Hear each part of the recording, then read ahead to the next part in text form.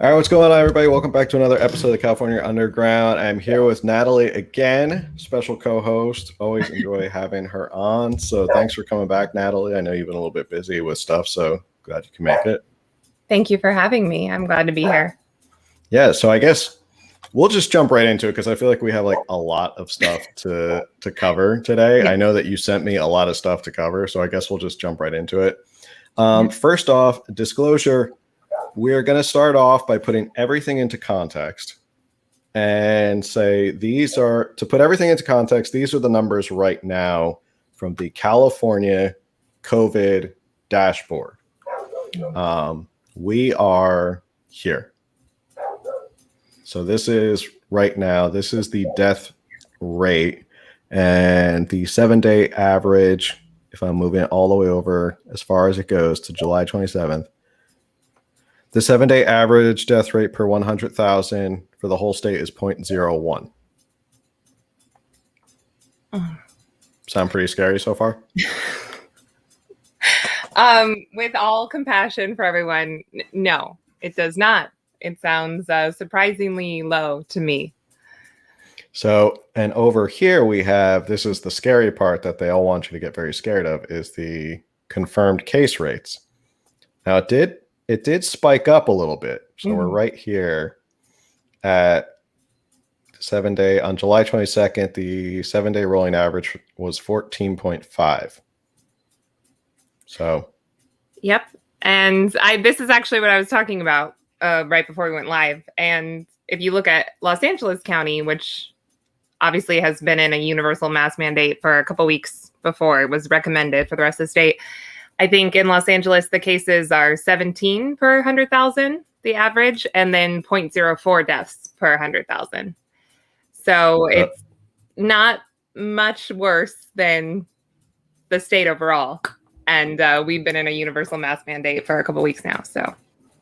And then we kind of move it over a little bit after this little dip. So it takes a nosedive. And it's so small, it's hard to get the cursor actually over it. The 7-day average case rate as of July 27th is 11.8 for the entire state of 40 million people. Just to give you an idea. And to really narrow things down, because you're up in LA. I am, unfortunately. Fortunately, we can look at the numbers for LA, and it kind of models almost exactly the same as the state. Yeah. So is LA's the problem? Are you guys the problem right now? I think we're always the problem. Yeah. That's what it seems like. And then, yeah, you're all the way back down here. So 0.04. And then testing has gone back up. Or that's positivity, sorry.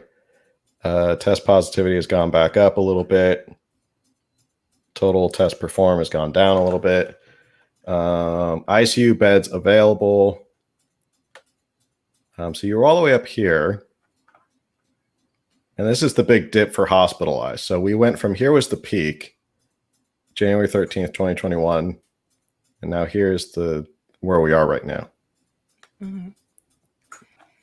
Just want to make sure. Yeah, go ahead. Well, just no one puts this into context ever.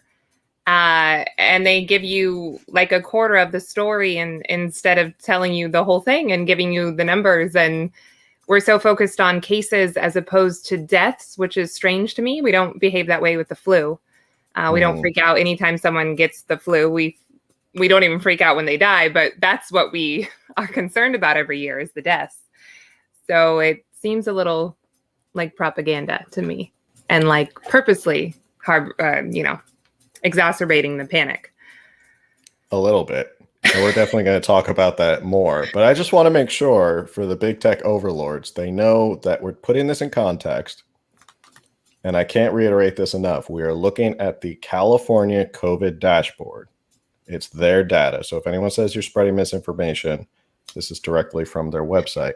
So San Diego, we're doing a little bit better than you guys. This was our death rate, smaller than the state overall. Everything kind of mirrors what's going on with the state. Mm-hmm. Let's see, how many hospital beds do we have? How do they measure this? 263 available ICU beds. And I always thought ICU beds, I thought ICUs were supposed to be pretty full in general. Like they're not supposed to be empty. That was something I heard as well, and I can't really speak on that. Let's But see. 260 as of 316. Okay, so 316, 14-day average. Okay, so we've now completely successfully put it into context. You're up in LA right now where they're just throwing caution to the wind. Mask mandates back. You got to put the mask back on. Public health director is like just itching to shut down schools. What's the feeling up there in LA? Like, is it just, are people like upset about what's going on in LA, or are they just kind of like, no, we got to do this again for the greater good? You know, I had originally worried that it would be the latter because it's LA, and I feel like we're kind of martyrs up here. We'll buy whatever they're selling. But I work in a restaurant, and I have had quite a few guests come in without one or forget to put it on. I've had many complain to me about it. Many of them have told me that they got the shot and they can't believe that we're doing this again. So it kind of just seems to be like people are tired of it, which gives me a lot of hope, because I think I told you last time we spoke, I didn't think we were going to go back into a mask mandate while Newsom was facing this recall. I was really surprised and kind of blindsided. I thought it was coming in the fall if things don't go our way, but I'm happy that people seem to be tired of it. I don't see people pushing back as much as I would like, but I also understand that everyone's in their own place and we can't all fight the fight all the time. So yeah, some people are just, I just want to get on with my life if this is what I got to do. Yeah. So you'd sent me this article from Deadline. California calls for universal masking in indoor public settings 1 week after Newsom said we don't need masks. Shocker, he went back on what he said. You said if we could stand sitting through 4 minutes of the CDC director speaking. So I'm going to test it. I think we're going to try and sit through 4 minutes of her speaking. If at any point, I'm going to play the video. If at any point you want me to stop it and pause it and point out something, just say pause. Sure. And I'll make sure I pause it. Okay. Yeah. So exactly what problem does the Delta variant create that masks for vaccinated people solves? Good morning, John. Thanks for having me back. So we have new data here. We have always seen, first of all, I want to re-emphasize our vaccines are working just as we thought they would with the Delta variant to prevent severe hospitalization and death. We should be getting vaccinated to prevent severe disease in ourselves and to protect ourselves from the Delta variant and from getting severe COVID. Here's the new science that we saw just in the last several days. With prior variants, when people had these rare breakthrough infections, we didn't see the capacity of them to spread the virus to others. But with the Delta variant, we now see in our outbreak investigations that have been occurring over the last couple of weeks, in those outbreak investigations, we have been seeing that if you happen to have one of those breakthrough infections, that you can actually now pass it to somebody else. We thought that was really important for people to know and understand, because when people are out there vaccinated thinking that even if they get mild illness, they can't give it to someone else, if they're then going to a loved one who's immunocompromised, who isn't yet vaccinated or couldn't yet be vaccinated, we wanted them to take the protection to protect others. So that was the new science. So I'm just going to pause it right there, so we don't have to go through the whole 4 minutes of listening to the CDC director. Well, how many times have they flip-flopped on this? Well, if you get the vaccine, you're absolutely safe and we're going to stop this. But now the CDC itself is starting to say, actually, that's not entirely true. Like, if you have the vaccine, there's breakthroughs, you could still spread it. Well, the interesting thing, and I don't know if she said it in that little bit of it, but she does say it in it. I was turning off my fan because I was worried about the noise. But she says at some point in there, you can be in a room with crowded people and be fully vaccinated and have a breakthrough case. It can be 1 in 10 or 1 in 20 people. But if you go on the CDC site, and I have the link, according to the CDC, she's the director of the CDC, their breakthrough infections are allegedly right now 6,000 in 161 million doses, which I don't think works out to 1 in 10 or 1 in 20 people. So I'm not a huge proponent of the vaccines. I'm not saying whether they are effective or they are safe or not, but she's saying something different than what is on the CDC site. And I think that's just an example of how we've had no like real leadership here and no consensus. And it has been a bunch of flip-flopping. And even as this is coming out now, they're still trying to hang on to this narrative of it's the unvaccinated people. And so we're all masking in order to protect them. But Fauci himself recently came out and said they have the same level of viral load in their noses, vaccinated people as unvaccinated people when they have the Indian variant. So it's very confusing. I don't know what is real or not real. I don't know if anyone does. But it seems like they're not even trying to have like the same set of lies. They're not even trying to get their story straight anymore. It's just contradictory all over the place. Yeah, and I'm sure a lot of people feel this way. If you were trying to solve the issue of vaccine hesitancy, the messaging coming out of Washington and the White House right now is just awful. It's just so contradictory. It's just so, I was thinking about it the other day, and I think the best way to put it as like a simple analogy is like, if you were a parent and you told your kid, well, eat your vegetables and you can get ice cream after dinner. The kid eats his vegetables and then he's ready for ice cream. And they go, just kidding. Here's another serving of vegetables. Mm-hmm. Like, I feel like that's how people kind of feel right now. It's like, I went through everything. Yeah. And I did everything you told me to. And now we're going backwards. Yeah. And I do want to be careful with this. I've often thought that it's like they have a playbook of exactly how to. I'm not shy about this on my social media. I've not been vaccinated. It's like they have a playbook of exactly how to keep me not vaccinated, and they're just following that and doing everything wrong. Mm-hmm. But I do want to be careful with it because I don't think the right answer is the carrot necessarily. I don't think the right answer is the stick, punishing people for not being vaccinated or punishing all of us universally. But I don't think the right answer is like, get vaccinated so you can have your freedoms back and your life back and, effectively creating 2 tiers of citizenship. So in my opinion, the answer is, let's look at the numbers we just looked at and protect the vulnerable, which is something that we should have done this entire time. And, leave everyone else alone. But when we talk about this, I don't want to encourage this idea of like, well, no, the vaccinated should be able to get back to life and take off their masks, because I don't think that's right either. All right, let's keep going. Let's plow through this video. See what else she has to say. Guidance, and it was not. It weighed heavily. I know that This is not a message America wants to hear. The reason I was asking is because just yesterday you also put out, the CDC did a new science brief which contained this sentence. These findings, along with the early evidence for this has nothing to do with the CDC, but I do love whenever a news anchor feels the need to do this.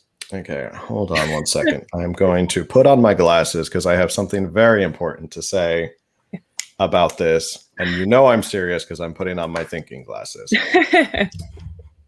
All right, keep going. Reduce viral load in vaccinated people who develop COVID-19 suggests that any associated transmission risk is likely to be substantially reduced in vaccinated people. So even though that brief came out just yesterday, you're saying that's no longer operative. So he's already pointing out, and credit to CNN, he's already pointing out that CDC wrote something and it's already being contradicted live on CNN. Yeah, well, it's interesting that the Washington Post actually today came out with a piece asking where the data is. And when the Washington Post is asking that, it's like, yeah, where is it? And they note that none of this is based on any kind of published data. It's merely cited as CDC COVID-19 response team unpublished data 2021. And she says it'll be made available later. And I think we have a right to this immediately. So CNN and Washington Post kind of asking the hard questions a little bit. You know, it's bad when they start asking the hard questions. Yeah. All right, let's hear a response. Yeah, we are, this, as I said, the science that prompted this guidance is just days old. And in the coming days, you will actually see the published information on the science that motivated this change. So can you quantify how much transmission of this new Delta variant is coming from vaccinated people? What we know is the vast majority, what you called the sea of orange and red on the map, the vast majority of that transmission is coming from unvaccinated people. And if you look at that map, 80% of those counties that are red are in areas that have less than 40% of vaccinated people. So our lowest areas of vaccination are producing 80% of those red counties. So really important to understand the vast majority is occurring in unvaccinated people, but we wanted people who were vaccinated to understand that they could potentially pass this virus if they were one of those breakthrough infections. So the map is interesting just because looking at it, it's almost like you can see the political breakdown of the map of like where there's high vaccination rates and where there's like low vaccination rates. Mm-hmm. So you have that whole like Texas, the South, Florida. So if Florida doesn't have a high vaccination rate, yet they're still doing fine, I guess that kind of disproves that I don't know. It's just interesting looking at how it kind of falls, like the political ramifications of how people talk about the vaccine definitely has an effect on the states if you're looking at them. Yeah. Especially in California, where you see it's a lot of yellow, maybe some red, but mostly it's those Midwest, Southern red states. Yeah. And they're also less densely populated, right? So I would assume even if they have lower vaccination rates, they're not as in contact with each other. I don't know. So I personally think the driver of all this would be the cities, which are largely blue, right? So yeah. It would be like LA's fault. LA, it's LA's fault, and I always blame everything on LA. So I mean, same. So let's see how she finishes off her segment. Well, predominantly, this is something coming from unvaccinated people to unvaccinated people, correct? For the most part, absolutely. So then you can understand the frustration in those of us who are vaccinated saying, why the hell do I have to pay the price for this? Right. So we're asking everybody in those areas of orange and red, and here to mask up. And here is the reason why. If you're a vaccinated person, you have, and you're in one of those areas, as you said, a sea of red, a sea of COVID, you have a reasonable high chance, if nobody's wearing a mask, to interact with people who may be infectious. And so for every 20 people, 1 or 2 of them could get a breakthrough infection. For every 20 vaccinated people, 1 or 2 of them could get a breakthrough infection. They may only get mild disease, but we wanted them to know that they could bring that mild disease home. They could bring it to others. They think they're protected in terms of transmission, and we felt it was important that they know and understand, parents, families of immunocompromised people, families at risk of severe disease, that they should protect themselves so that they don't bring that disease home to others. Okay. All right. We made it. We made it through 4 minutes of CNN segment with the CDC director. I can't stand her. I'm sorry. I can't stand listening to her. But she did make it through without crying, so that was a good start. And telling us that she's a mother and a sister and a neighbor and a friend and whatever else she is. Yeah, exactly. So I even the CNN anchor pointed it out, like the messaging is kind of bad. It looks bad to the people who got vaccinated. It's looking bad for people who did not get vaccinated, because now people who are looking at who didn't get vaccinated are saying, they're going, well, what's the difference? Vaccinated people now have to still mask up. They still have to do everything I have to do. The only downside may be peer pressure. More people are going to start pushing you to get it, because that's the overall message. Is you got to get vaccinated. Yes. Which is not a reason to do a medical treatment, in my opinion. But yes, it doesn't make sense, because you're still subject to the mask mandates. I personally think that LA at least is obviously headed for lockdowns, probably many other cities. As unfortunate, like unbelievably, and also not unbelievably, you're still subject to that. If you test positive, you're still subject to having to quarantine. I was doing a job recently and it got shut down, and someone who was not vaccinated tested positive, and you know, we shut it down. So you're still subject to all those things, and I'm not blaming or shaming anyone or telling anyone what to do, but it does not make me want to go get it. None of Yeah. this does. The I shaming think it, doesn't either. The blaming doesn't. I saw a sign on the freeway recently, like repent or hell, those signs. And it kind of reminded me of all this rhetoric around the vaccine. It's like those very religious people who don't understand that they're turning you off of religion by talking about it so much and how you're going to hell. It's like, I want to commit every sin in the book because you're talking about it so much. So all of this across the board is so bizarre and just wrong. so this other article you sent me, this was actually an older article. I remember reading this. It was about the ACLU. Said there's a lot that can go wrong with vaccine passports, because Newsom did come out and say that they were going to have the most robust vaccine verification of any state in the country. Yeah. What that particularly means, we haven't seen yet. But the ACLU actually came out with this article in a hard stance against digital passports. So do you want to kind of take this away and give your thoughts about it? Yeah, well, you know, right before we went live, I think like everything, any public policy and really any Democrat policy, it's going to hurt the very people that they claim to want to help. It's going to affect the bottom first and hardest and quickest. And, you know, I think it's important to note that in LA County, the largest majority of unvaccinated Angelenos are Black people 16 and older.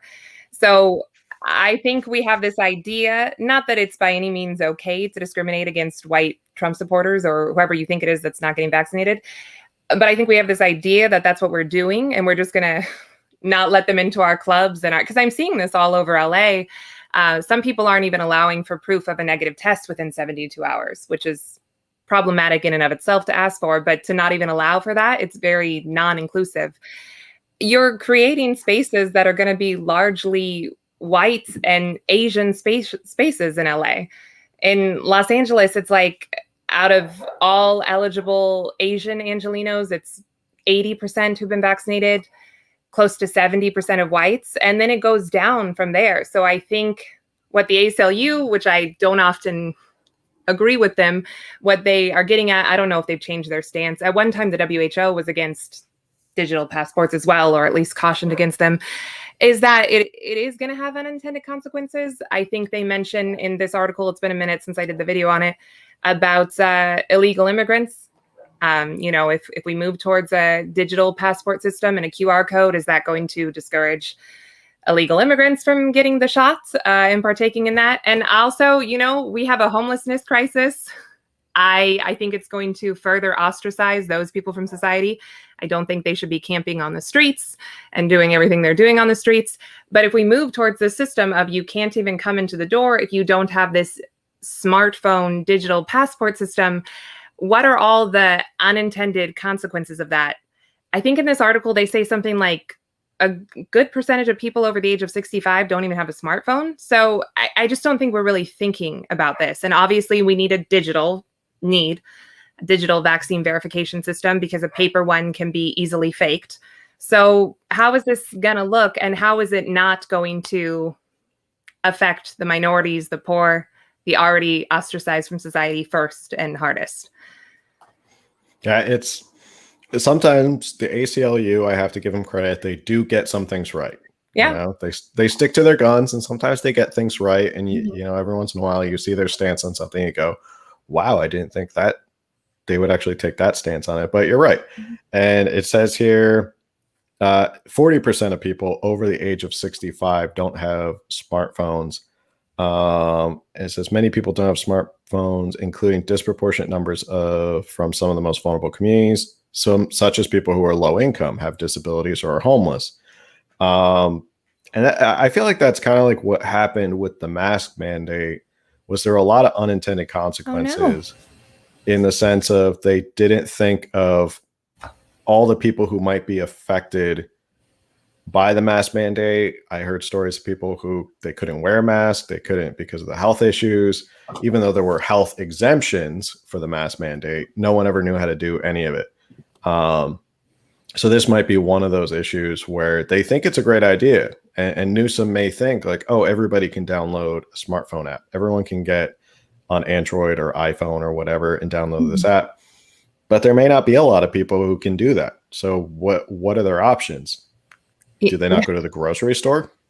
Like Exactly. Yeah. And as always, like with everything, the people, the elites, the people with the most access to resources, financial and otherwise, can circumvene this, and not necessarily get the shot and pay for groceries delivered or whatever it is.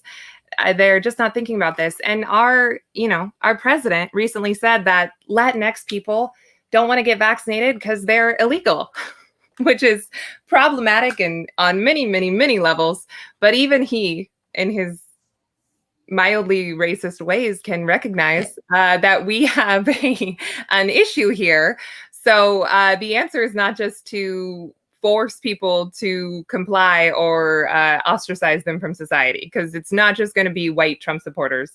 Those are largely centered in rural areas in the middle of the country. They're probably not going to do these vaccine verification systems. It's going to be cities like LA, big blue cities, and it's going to hurt the socioeconomically vulnerable first. It just is. And it's shameful that we're even talking about this, in my opinion.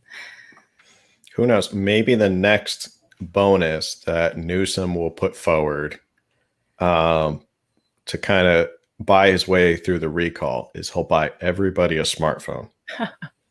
That'll be the new program, because it'll be in the interest of equity or equality or something like that. Or maybe you can enter the lottery. If you get vaccinated, you win a smartphone. Yeah, you can go on the Noodles game show where all the rules are made up and the money is yours anyway. So I'm just giving it back to you. Yeah, so it's going to be interesting, the vaccine mandates and the passports and what's going on with that. A lot of people are asking me questions. I'm just like, I don't know, especially with employment issues. I've said before, I don't practice employment law. That's why I'm having my buddy on next week who actually does practice employment law, so he can actually answer these questions more soundly. Last little thing on this, though, because Newsom did just come out with the state. I think I mentioned this in our email, the mandate about state workers. They have to get vaccinated or test every week. And what we just went through with the CDC, what she said, that they can spread it. It doesn't make sense that only unvaccinated state workers have to submit to testing every single week, if in fact we are seeing that vaccinated folks can spread the Indian variant. It makes no sense whatsoever. And that is, again, just how none of these policies are based on actually trying to keep people safe, actually working towards the public health. It's all just about trying to make your life harder so that you comply. We don't know that vaccinated people can't spread this. So why are they not also subject to testing? And again, I don't want anyone subject to testing, but it doesn't make sense. So no, it's an excellent. I never thought of that. Why not? If that's the case, we should be testing vaccinated people as well, because if they can spread it, and even if it's a slight little amount up in your nose, like Fauci always says, then everyone should be tested all over again. Like we should be just rolling out the testing. And that's a big issue. Yeah, because a lot of the places in LA that I'm seeing, the restaurants and bars that are doing these already, they're saying proof of vaccination or proof of negative test within 72 hours. And it just doesn't make sense. So something to think about. Now, you brought, I don't know if you saw what I posted today about this pizzeria down here in San Diego. Yes, I ended up messaging with them a little bit. Oh, yeah? Is it confidential? Can you share it or? No. It wasn't in depth really, but I ended up reposting it because I thought it was phenomenal. I loved it. I would rather support a business like that made a mistake and then changed course almost more than like a business that has been like F this the entire time, because it's so important to listen to people and realize when you're wrong, when you don't know, and change course. I thought it was phenomenal, and I wish that I was anywhere close to them to patronize them. Next time I'm in San Diego. So you work in a restaurant. You have I would say probably a feel for the restaurants up in LA. Mm-hmm. What goes through a restaurant owner's mind? I could speculate why they may have done it. They may have thought, oh, maybe we'll do it and we'll get the mayoral proclamation from Todd Gloria, or we'll get all this like good press out of it. Like we'll be like these big heroes. Maybe it's different up in LA. Maybe the restaurants are a little different, but there was such a massive backlash down here in San Diego against them. Wow, that's amazing. Really? No, I love that, but that's not what's going on here. So yeah, so I don't know. Maybe that restaurant owners up there think that's a good idea, or they think like in San Francisco, I know they're all on board. There's like 500 bars in San Francisco that basically said you have to have proof of vaccination before you even enter our bar. So I don't know if it's different up in LA. Are restaurant owners more open to the idea of vaccination passports and letting, and restricting it to people with proof? I think so. I think there's at least 26 right now. I'm sure there's probably more, and it will grow.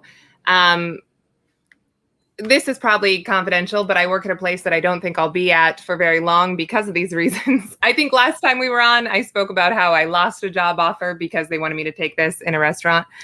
Mm-hmm. So then I ended up getting a different job. I was very clear with them up front about how I feel, because that had just happened, and what I am not going to do. And it turns out the owner feels very strongly in the opposite way. He's trying to pay people to get the shot, but he won't pay them retroactively if they've already gotten the shot at such time as when they were employees already. So I feel like it's something he would be open to. And I think that I know he personally is I don't know if I should say this.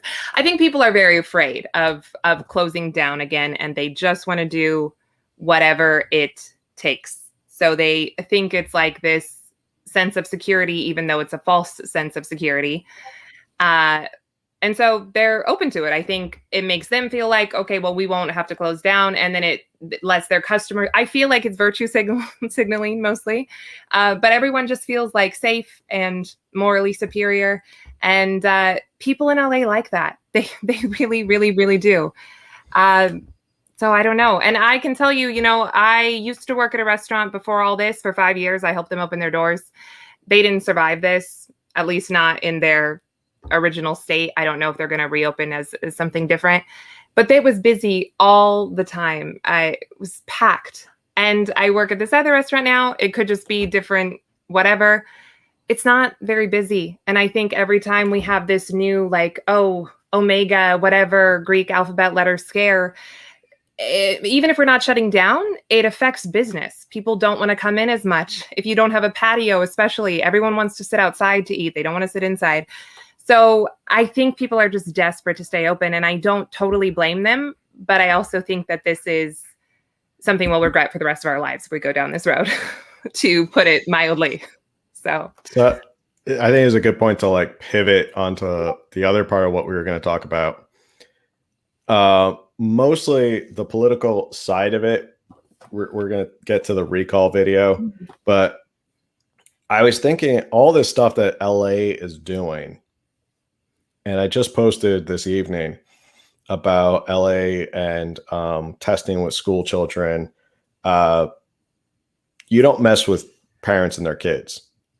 And I feel like LA is doing a lot of that right now. And I feel like they single-handedly might be sinking Newsom's chances to survive this recall, because he has to drive up numbers in places like LA. And I think if it feels like we're going backwards on a lot of this stuff, it's gonna piss off a lot of people. That's just my personal opinion. I don't know how you feel. You may think that you may see it that people are just shrug their shoulders, like you said, and just go, I just want to get on with my life. I'm going to do whatever it takes. But I also think there's probably going to be a lot of people who kind of backlash against this and go, wait a second, why are we going backwards? Do we not have this under control? What's going on here? So I mean, I hope that you're right. I think maybe I'm just jaded about all this, but also I hope and I think there's a real possibility that people might secretly, vote against Newsom, even if they are Democrat or think they're Democrat or whatever. Because again, not to jump ahead to the next issue, but it's not a partisan issue. Opening up a state and being able to go to work. So I am hoping that a lot of people maybe like secretly vote a certain way, even if they just go along with it in daily life to make your life easier, which, I do understand ultimately. So, yeah. I think there's more secret people who are not saying they're going to vote to recall. I think there's going to be, I think it's going to be like Trump in 2016, where there's going to be a lot of people who are like saying, "Oh yeah, I'm going to vote for Hillary," and then they get into the voting, and then they just pull the lever for Trump because the socially acceptable, cool thing to do is, "Oh, I'm going to vote for Hillary," and then once they get in there, they secretly vote for Trump. So there may be a lot of people who say, "Oh, I'm going to vote no on the recall," but then they get in there and they go, "I'm voting yes." And then everyone will be shocked, like, "Oh my gosh, how did he get recalled? This is so crazy." Yes. So this next video I had sent to you, and this is, a lot of people have been sending it to me. It's one of the many videos from this Stop the Republican Recall, which is a political action committee, and they've raised almost like $40 million so far. And they've been running these ads nonstop. I'm trying to watch a baseball game, and it just, every other commercial is Stop the Republican Recall. I figure we could take a look at it and maybe point out some of the things that are like really bad with it. Sound good? Yep, absolutely. All right, let's go. Who's behind the partisan recall of Governor Gavin Newsom? Anti-vaccine QAnon extremists. Okay, stop right there. 5 seconds in. Stop right there. LA Times has said the people behind the recall are QAnon anti-vaccine people, extremists, right? Yeah. So already, I don't think I've ever met really. I may have met like a couple people who are QAnon people in my life, but I could count them probably on one hand. And I don't think there's a lot of QAnon people left anymore. No, I don't know. I honestly don't know anything about it. It's an absurd accusation to me. I couldn't tell you really anything about QAnon. And I don't think I'm the minority. You don't know anything about QAnon? I know it has something to do with children, and that's it. Oh my gosh. I know our president really wants us to know that he does not suck the blood of children because he's mentioned it twice in the last week. But other than that, I don't know. That was a great retort on his part. Like, yes. What do you think about inflation, sir? Well, do Republicans think I suck the blood of children?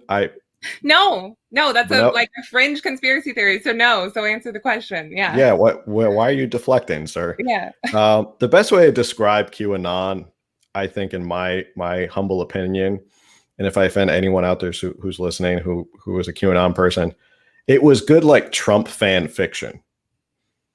You know how like people go on Reddit, everyone, right? Yeah. Yeah, like people go on Reddit and they write up their own fan fiction of like, this is what I think this story should be. That's what QAnon was. Like, I think somebody went on there and was like, oh yeah, Trump has it all in the bag, and like he has all this coordinated, and look at, it was always these codes that people were always trying to crack. Well, I'll debunk it right now. If Trump had it all in the bag, this QAnon thing, he would have let us know. He would have bragged about it. Look, I supported him, but not in 2016, but in 2020, I got in the right place. Don't support him fully, but he would have let us know for sure. He wouldn't have been able to keep that silent. So no, QAnon is not real. Yeah, I'd like to imagine like none of this stuff. I mean, obviously everything that happened with 2020, they said, oh, he had a plan. He had to get everyone caught in the act. That was the whole thing. But if that was true, I would just imagine he'd come out one day in like a press conference and be like, got you. I caught you. Exactly. And we all know that's true, whatever you feel about him. So I was right all along. I caught you. But that didn't happen. So no. I don't think. And QAnon, I don't remember ever hearing QAnon was organizing. I don't know. Maybe because I don't run in those circles anymore.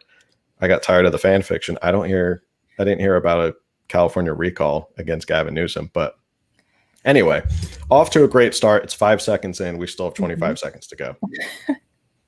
Violent white supremacists. Okay, violent white supremacists. So we now have anti-vaxxers, QAnon, and white supremacists. Now, mind you, how many people signed the recall? Like 2.1 million? Yep.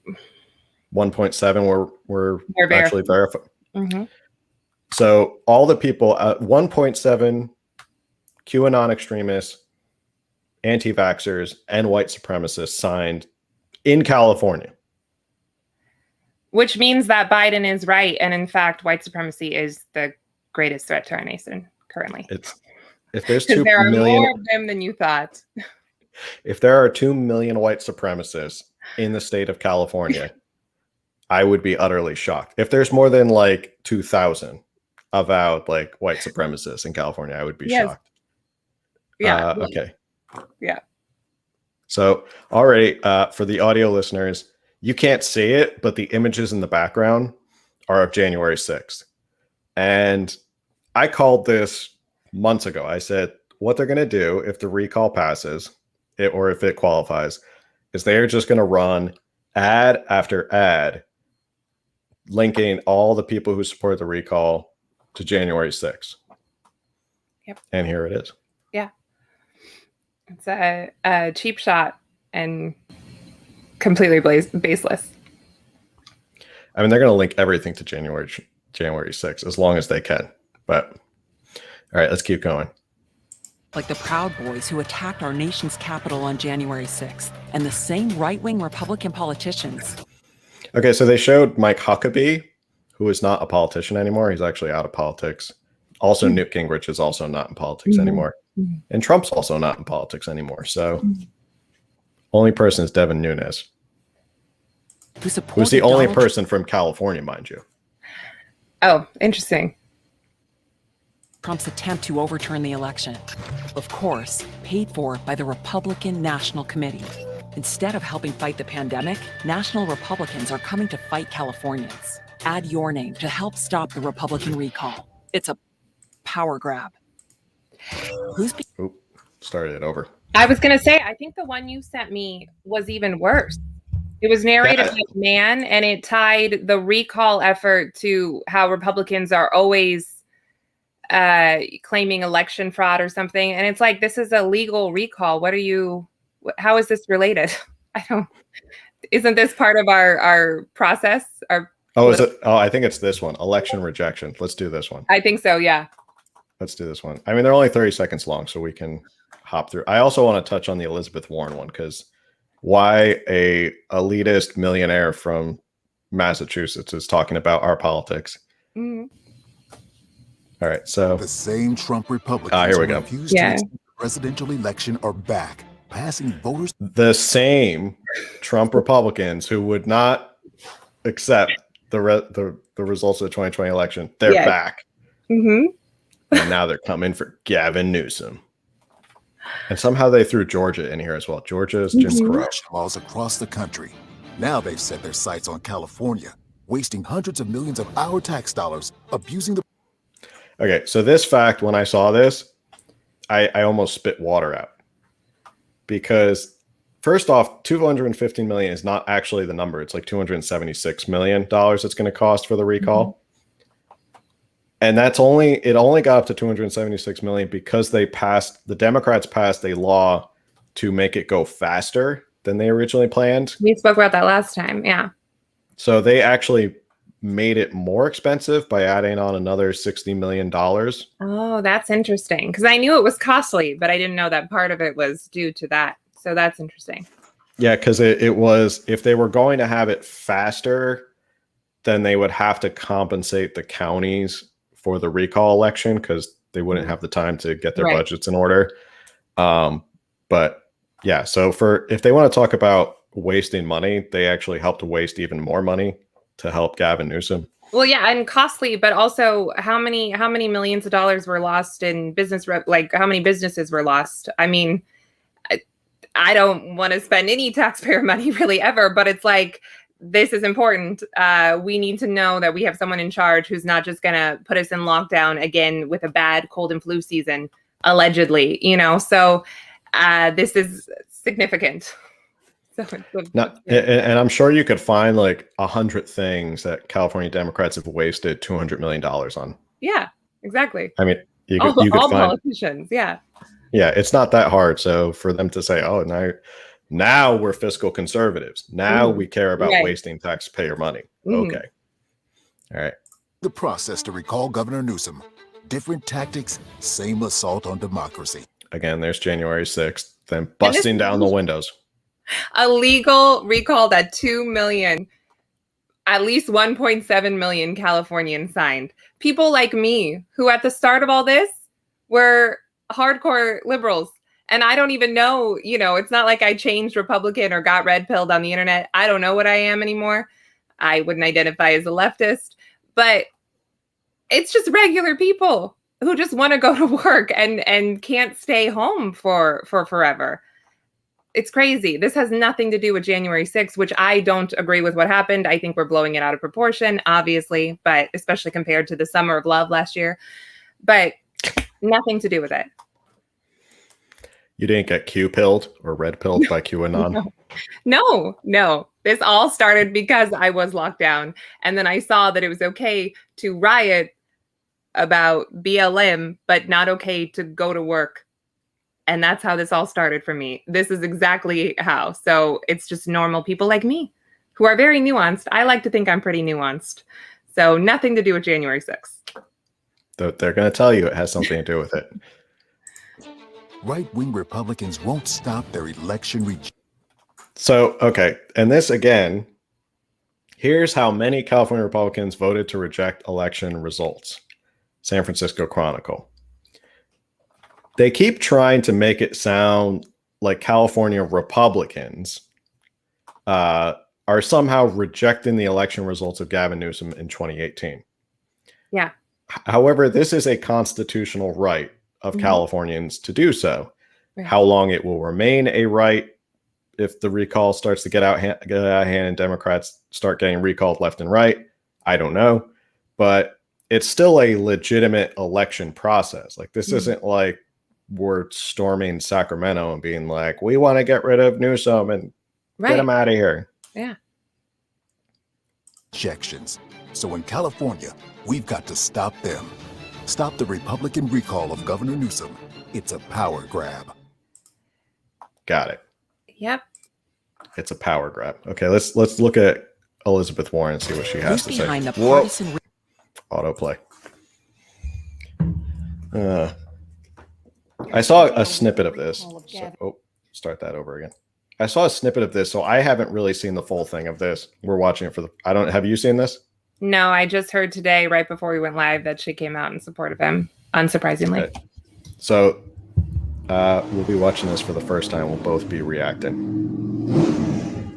Here's the deal with the recall of Gavin Newsom. We've seen Trump Republicans across the country attacking election results and the right to vote. Now, Okay.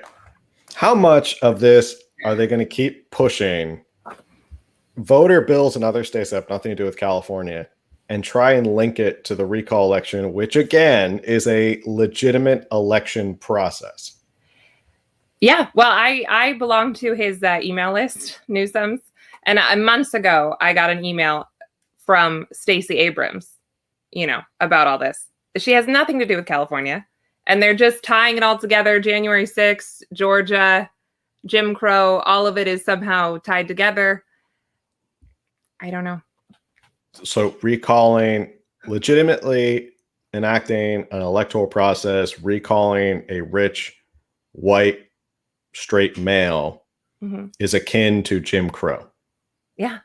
That's what we're going with. It's the same thing as, okay. Yep. I didn't know Gavin Newsom. It was, okay. That's what we're going with. Let's see what else They're they say. coming to grab power in California, abusing the recall process and costing taxpayers. Oh, now we're abusing the process. Yeah, it's abusing the process if you actually. It's not easy to get a recall done. It's not like you can just file paperwork and they're recalled. Like you have to get all those signatures. So it's not an easy process. Mm-hmm. And there's that number, 276 million. So they did update it. Although they don't talk about who raised it from 215 to 276. 60 million, yeah. Payers millions. Here's how we stop them. Elizabeth Warren, mind you, fiscal conservative.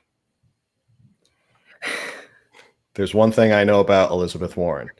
She is a fiscal conservative. Well, also, she's Native American. Newsom supports the vaccine verification system. Native Americans in California have like the lowest rate out of the eligible population. So she should be really concerned about that. She could show up at the reservations here in California with her Pow Wow Chow cookbook, talk about how to make Native American crab cakes, and explain to them why they need to get vaccinated. Right. And then drive off in her limo somewhere. All right, let's see. Every Californian will get a mail-in ballot for the September 14th election. And the only way it's valid is if you wear a mask while dropping it off. In the outdoors with no one around. Yeah. Protect California and our democracy. Stop the Republican recall. Okay, so she's the first. I'm sure there'll be plenty more Democrats coming out of the wood. I don't know if that's a good look. Do you think that's a good look to have Elizabeth Warren coming out lecturing Californians about why they should reject the recall? Well, no, but Sanders came out months ago. I also got an email from him, which again is, I want to know what happened to the anti-establishment, anti-big corporation like Pfizer and Moderna Democrats. I would love to know where they went because they're no longer here. I don't think no, but I do think I will tell you that people, the younger generations, I feel like, not that I need to tell you this, you probably know, they just buy this stuff. If you see Sanders' name on it or Warren, a lot of people supported her. And they are playing partisan politics. I know both sides do that, but this is the most egregious act of just, this has nothing to do with the actual issue, which affected everyone. And regular people like me signed it. And they're just saying we need to keep a Democrat in California purely for political reasons. And it's sad. But I think a lot of the younger generations who can vote buy it. They just see that name or the blue or the D and they go that way. I don't know. Yeah, I listen to Tim Pool sometimes. Me too. And he always says, I'm sure you heard what he says about like, oh, we're raging against the establishment. And like he sees people out there painting like BLM and they think they're like anti-establishment. And it's like, yeah. Like you should just paint like Walmart.com because you are the establishment at this point. Yeah, they are the establishment. Yes, Sanders, all of them. And I don't know. It's not surprising that they came out in support of him, obviously, because everything's just about partisan politics as opposed to the actual issues. And I think, like I said in the email, I think this relates to a lot of the rhetoric around the vaccine. It's baseless.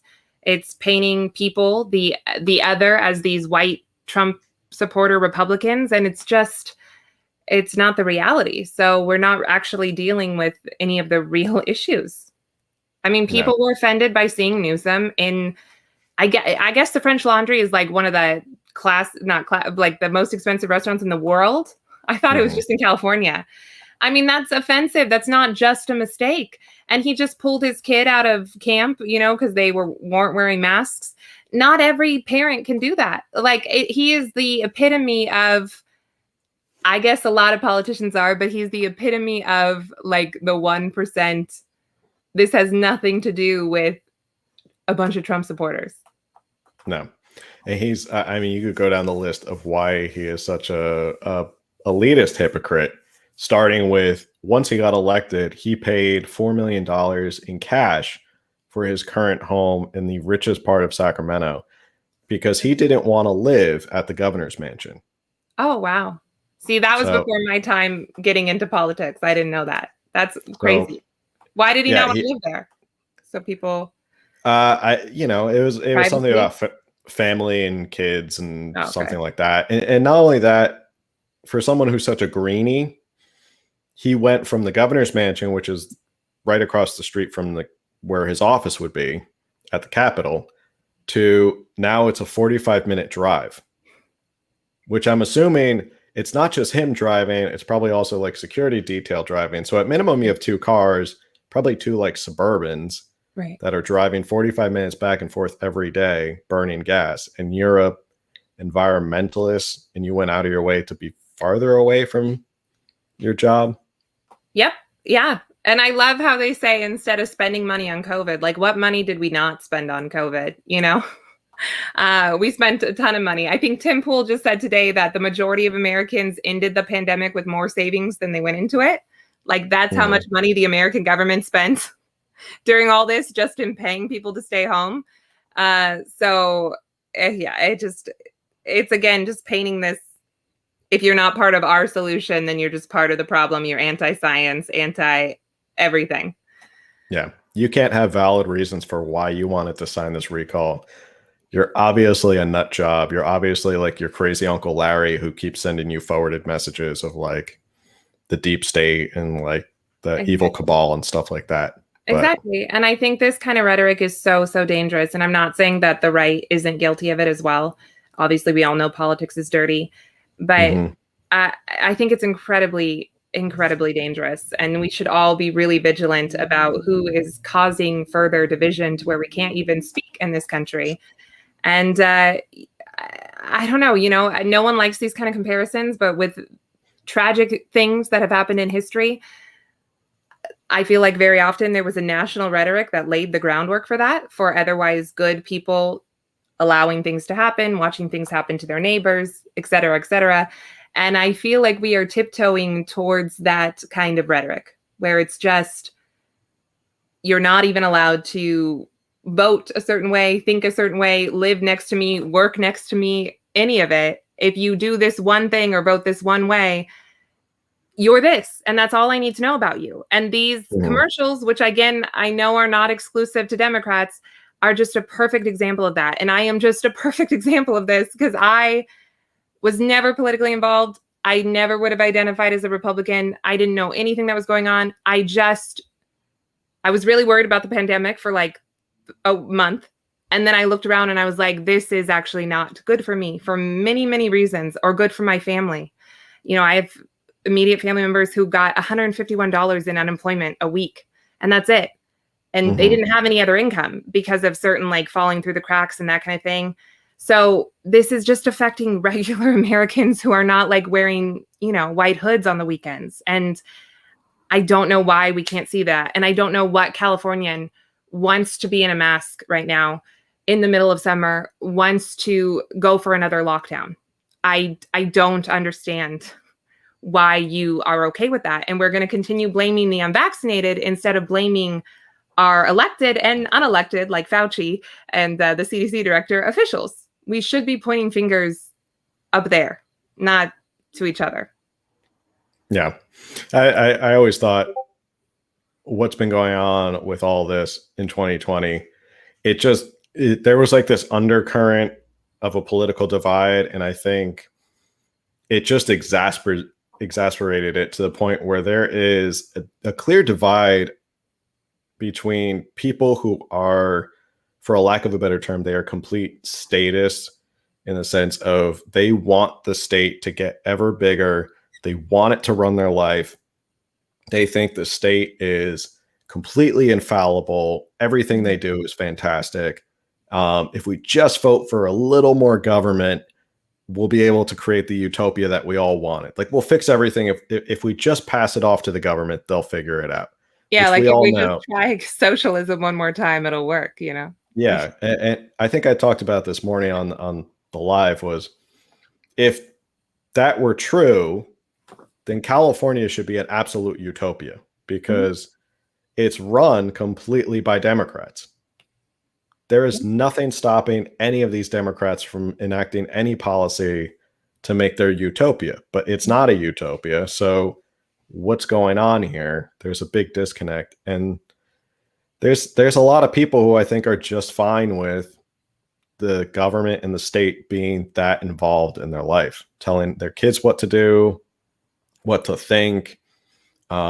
It's scary. But I think the other half of the country is basically a mash pit of moderate Democrats, Republicans, independents, libertarians who are like, no, I'd actually like to make the decisions for myself. I don't want the government to be that involved in my life. Yeah, I think you're right. And I think this is why even though I believe in free speech, I kind of hang so much on language and, kind of the in-between and the gray area, because in my posts and my personal stuff, because I think that Republicans, or whatever you want to call it, anyone who's a little bit right of extremely left, we have a chance of becoming the party that is actually the umbrella for everybody, bringing everyone in, if we don't blow it, because the left is doing a terrible job. They are pushing people away. They pushed me away. I believe they eat themselves. If you don't perfectly fall in line, they will turn on you like that, no matter what other box you check, even if you check all the boxes. So if we don't engage in this, and maybe that's a pipe dream, if Republicans, classic liberals, whatever, don't engage in this kind of rhetoric as much, I do think we have a chance of bringing people in who otherwise, like me, never would have thought they would have been part of this, because we are like politically homeless in a lot of ways. And the left is like paving the ground for this because they're so extreme and they don't quit. Yeah, I mean, I think we talked about it before. A longer time ago, I was a former lefty, but it felt like the Democratic Party really left me and not the other way around, where I was not accepted for not towing the party line with the Democrats.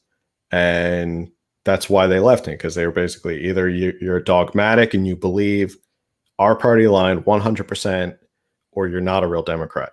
Right. Now looking back, I'm like, I don't think I was really that much of a Democrat, maybe to begin with, but yeah, that's how I feel. And you're right about this sort of thinking with Elizabeth Warren staring at us right now. It definitely is. I will give the Democrats this. They are very good about, like, when they need to push something, they are like lockstep. Like, we are all on the same trajectory. We're all on the same talking point. It's amazing how fast the phrase "we are suffering from a pandemic of the unvaccinated" became the talking point, from the president down to Nathan Fletcher in San Diego. They send out a script. Yeah. Yes. Yeah. There must just be like every Democratic elected official must just get a morning briefing of like, here's how we're going to talk about this stuff. Right. Right. So, they are good at that. And they are good at winning the culture war. Which is, I think, what Tim Pool talks about a lot. I really appreciate him for that, is that we have to create culture, not just push back against it. Even if it's not political, create cool things. I think he talks about like waving the Gadsden flag at a skate park, or like making his skate videos. Because they have the colleges and they have Hollywood, and they have this whole narrative about Trump, and they spun it so well, and people just, they really buy it, and they feel like it's this battle against good and evil, as opposed to like just people, other people who just think maybe a little differently than you. It's crazy. But I think to round out this episode, I want to end on more of a positive note. Have you seen this guy, Sean I Frederickson? did. I shared that today. Yeah. Local I wonder San if I Diego got guy? it from you. Maybe I got it from your page. Did you share it? It's been blowing up all over. This Okay. guy's he's like an international superstar now, and I'm proud that he's a San Diegan. Yeah. And it's funny, you're talking about, like, there's a lot of people who are like yourself, or like politically adrift. If you were to see this guy walking down the street, most people would look at him probably on a skateboard or something like that and be like, oh yeah, that guy voted for Biden, or maybe Right. Bernie, maybe Mhm. Bernie. There's no way this guy cares about the Constitution or anything like that. He probably voted for either of those parties. He's a Democrat. He may actually be a Democrat, but he just may be a fed up Democrat. Right? Like Um, the 2 million of us who signed it. yeah, Not that we're all Democrats, but yeah. there's a lot of them out there, Yeah. and it's. I keep trying to hammer this point home to listeners that the reason this recall is so important outside of just getting rid of noodles is that there are so many hearts and minds that are kind of open right now to a different solution. And Republicans can't just sit here in California and say, oh, well, we're just not Democrats, so just vote for us because we're not Democrats. They have to come up with a better platform and a better policy that they can say, hey, here's the platform that I think a lot of you are looking for to make California even better, Mhm. and fix it. And we can do creative solutions. But that's why there's it's so crucial that this point in time politically in California may never happen again. So I think people get too laser focused on like, oh, we just got to get rid of Newsom. And that's the whole goal. And it's like, no, we have an opportunity to like plow a new political future for California that could change the lives of generations to come. I like what you're saying. And I admit that I've fallen into that category of like, oh, just get rid of him. But I try to catch myself because I don't want to be just one of those, oh, never Trumper people, like anyone but him, because look where that got us. So even though I hate him so much, I try to check myself, and I like what you just said. Thank you. Yeah. All right, so let's end on a positive note. Sean Fredrickson of San Diego, total surfer bro. I think he's a surfer bro. I'm assuming he's a surfer bro. Good morning, supervisors. Thank you for being here, listening to us. Before I go further, though, I'd like to address Ms. Wilma Wooten and that propaganda that you were sharing. This is not factual. We've actually, being that we are not Cuba yet or North Korea, we still have access to the internet. And it's beautiful because your department has done a fantastic job of documenting the deaths in this county. So what I've done is taken that information which you provided to ensure that I'm an informed citizen and I know when you're lying. So here we go. April 2021, there were 147 people who died in this county. Whatever the positive tests say with this PCR test, which we know to be unscientific and be used at 45 thresholds, which makes these positive tests false positives. We know this, and we also know that 147 people died in this county in the month of May, or forgive me, April. So let's go to May. How many people died in May? Ms. Wilma Wooten was talking about how all these people are dying. 54. We had 54 deaths in the county of San Diego. I don't care about the positives because obviously the PCR test is bunk and we know that. So let's go back to the deaths because that's hard evidence that we can use. In the month of June, how many deaths did we have, Nathan Fletcher? 80. How many residents are in this county? 3 million? 3.3 million residents in this county, and we're using propaganda that Wilma Wooten is using from the PCR test that we know that has been tested to be bunk because we've had 80 people die in this county. How many rights are we going to take away before we look at the facts? We know what you're trying to do. There are good supervisors up here that are trying to fight for freedom like the Constitution, but where are the rest of you? Why are you silencing people and using this jargon to scare us into submission? When are you going to speak the truth, Wilma? We're calling you out because we, the citizens of America, are tired of these lies. We get lied to regularly. We're used to these lies. Who's going to stand up for the truth? He's good. I love that. Yes. He's very good. It is very attractive too. not even talking about looks, just talking about like, yes, that is. Well, I don't want to burst your bubble. He's married with like 5 kids, so. Well, good for him. I love that too. So you're like, where are all the attractive freedom fighters in LA County? I mean, I don't know if they're in LA, to be honest. You might have a harder time in LA. But yeah, it's amazing how that, once I started seeing other accounts post that were like not California or San Diego, I was like, oh man, this guy is really catching on. But he's dead on. And it almost comes full circle because we started the whole show using the facts that are on the internet that we can look at, and we can look at them ourselves and say, okay, the rolling average is 0.01 or 0.04. And we know we can look at it with our own eyes and we can see something doesn't add up here. So, Right. And I understand a lot of people, you know, they're busy. I don't have kids, but I do think the time is coming where we have to take responsibility for ourselves. I don't think anyone is leading us. I personally am a believer, you know, other than God, but clearly no one's leading us around here. So the time has come to maybe, you know, like he said, we're not Cuba, we're not North Korea. You have to get on the internet. You have to turn off CNN, and you have to think for yourself, because as much as I care about those 54 deaths or 80 deaths, whatever it is, obviously any death that's preventable is terrible. I care about everyone who's lost a livelihood, which is also a life, and everyone who's at risk of suicide and depression and alcoholism or lives in a home that has abuse. I care about all of that too, and we should. And how much more of that are we going to sacrifice? I don't think that. I think all lives matter, you know, like not one over the other. So we need to start taking care of all Californians and all Americans and really looking at the facts.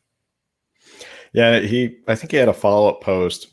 I'd love to see what his follower account must have looked like after that video, because he must have went from like 2,000 followers to like a bajillion followers.